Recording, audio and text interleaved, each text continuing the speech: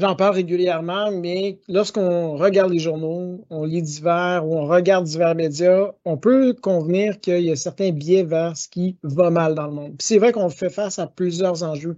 Quand on lit les nouvelles, on voit vraiment qu'il y a de l'inflation, il y a des hausses de taux d'intérêt, ça va impacter l'économie, il y a des tensions géopolitiques. Pendant qu'on a toutes ces nouvelles-là négatives, le premier réflexe, quand je parle à beaucoup de gens, c'est de se mettre sur les lignes de côté puis pas d'investir davantage dans le marché quand il y a autant d'incertitudes. Mais en ce moment, sous notre nez, il se passe un boom manufacturier, en particulier aux États-Unis, puis je vais en parler dans les prochaines minutes. Pourquoi je me permets d'appeler ça un boom manufacturier?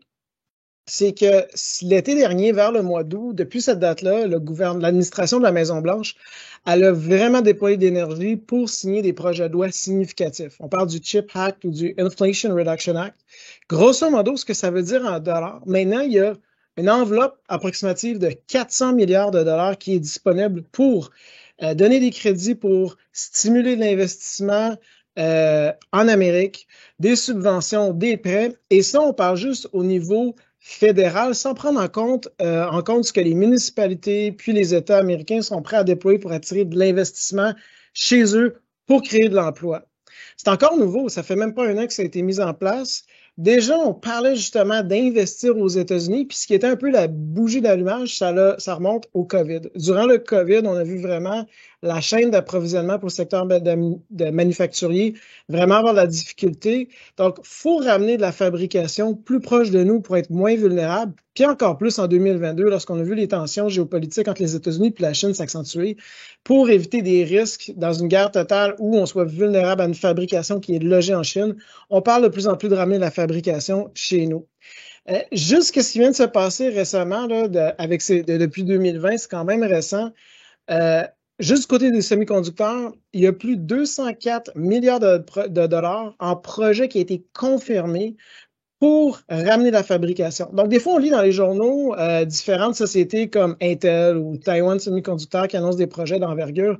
Mais quand on regarde ça, on met ça en perspective, on a plus de 200 milliards de dollars qui a été annoncés déjà. C'est des engagements qui a déjà des projets en construction dès maintenant. Ça va créer plus de 82 000 emplois.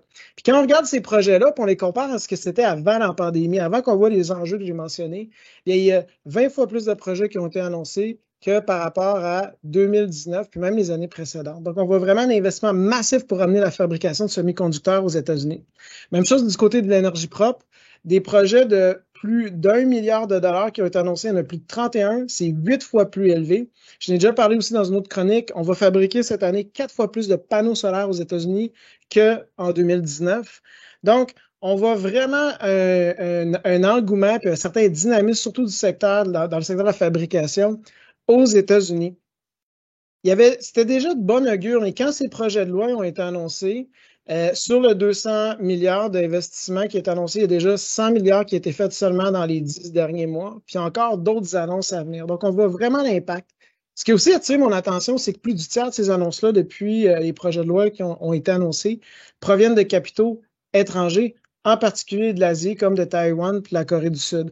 Donc, des fois, on voit les tensions, ce qui se passe actuellement, puis on craint que, justement, les États-Unis perdent leur position pôle en termes de vigueur économique. Mais quand on prend du pas de recul, depuis 10 ans, la productivité du par capita, par habitant aux États-Unis a vraiment progressé, puis nettement par rapport aux autres pays développés.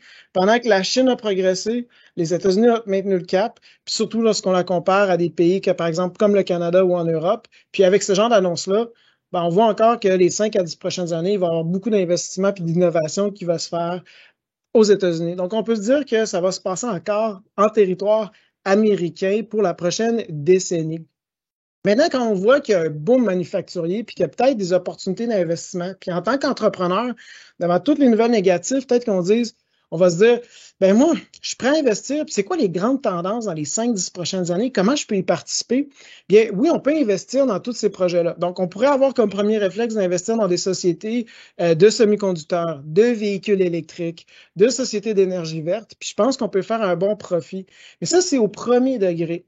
Puis, quand je donne des exemples, je vais en donner deux ici, mais quand au 19e siècle, on a vu le dévoilement de tous les projets aux États-Unis au niveau des chemins de fer, la manière d'avoir fait de l'argent pour un investisseur, ça n'aura pas été d'investir dans ces chemins de fer-là.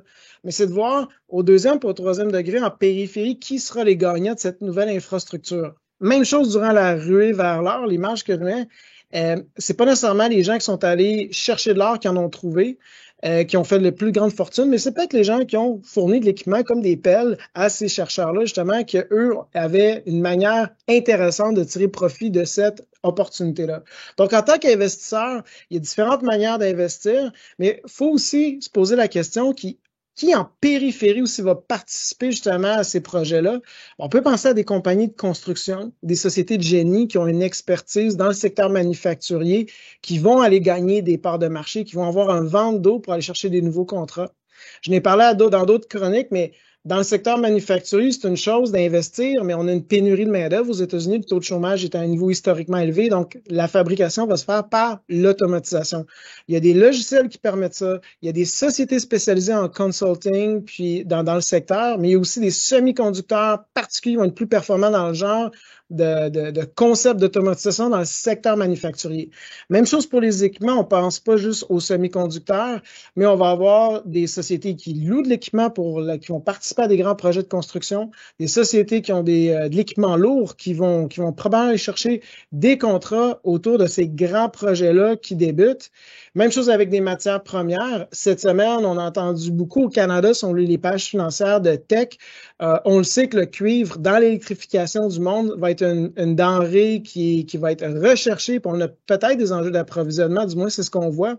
Puis même chose au niveau des infrastructures, il y a des sociétés immobilières qui ont accès à des terrains, des immeubles industriels qui vont bien tirer l'épingle du jeu. Puis dans tout ça, dans le manufacturier, on a des produits industriels, des produits chimiques qui seront en demande.